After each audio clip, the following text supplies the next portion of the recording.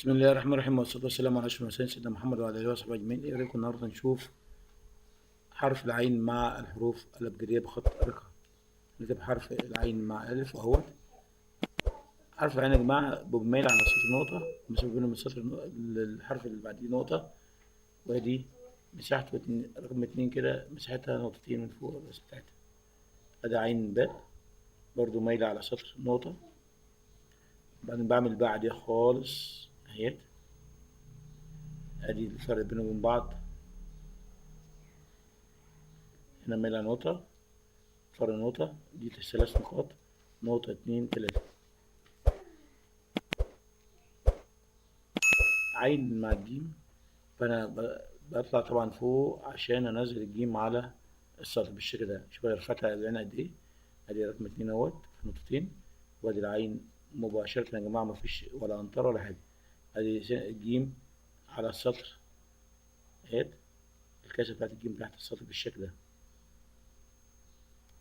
العين مع الجيم برضو مايلة على الأفقي نقطة، والفرق بينها وبين الجيم نقطة، وخروج دي للجيم يا جماعة من رأسها نقطة كاملة.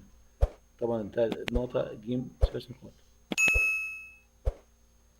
العين مع الدال برضه كده اهي رقم 2، بجيب مايل على نقطة، بطلع يا جماعة بزاوية كده، وباخد ايه جزء الراء بالشكل ده، بس الزاوية دي بتترسم في حرف الدال مش الراء. الراء مفيهاش زاوية.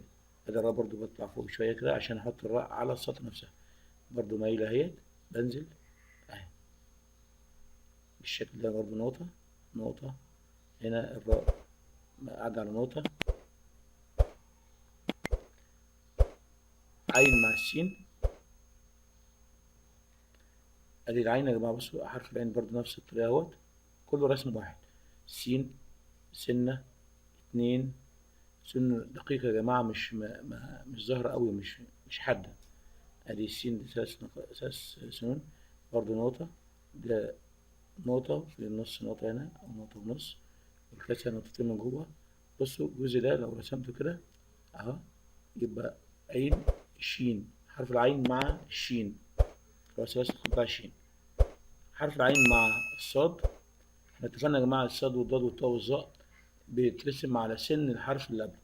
ادي العين اهي نقطة مايلة على نقطة، باخد الصاد فوق السن، فوق السن كده يا جماعة اهي، وارسم الكاسة بتاعت الصاد بالشكل ده. طبعا فرق نقطة برضو اهي، واخد الكاسة واحد صغير كده، واخد الكاسة مباشرة على سطر نصين. حرف العين مع الضاد، طبعا يا جماعة عارفين ان ايه خط رقعة، الصاد مختلف عن الضاد، والشين مختلفة عن السين. بص يا جماعة كده اهيت، بنزل وبطلع وبنزل. ادي حرف الضاد المتصل مع العين بالشكل ده. بصوا يا جماعة هنعمل لكم حرف السين، حرف السين او العين.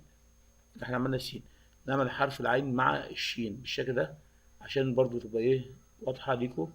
الشكل التاني من حرف الشين، ادي العين اهيت، بسحب برضو كده بصوا بدون سنون، وانزل واطلع وانزل اهي. ده حرف عين مع الشين، برضو مايل على نقطة، وديت 3 نقاط، ودي نقطة نقطة نقطة بالشكل ده. ده حرف عين مع الشين. طبعا حرف العين مع الشين كان المفروض كده يبقى قبل الصاد، مش مشكلة.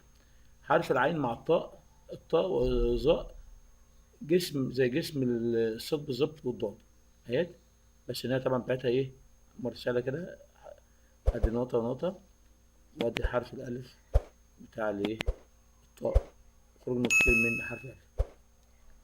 حرف العين مع العين، حرف العين مع العين بالشكل ده اهي، برضو كده قريب من السطر، واخد كده، اطلع بلف حول النقطة، وانزل بالكاسة بتاعتها بالشكل ده.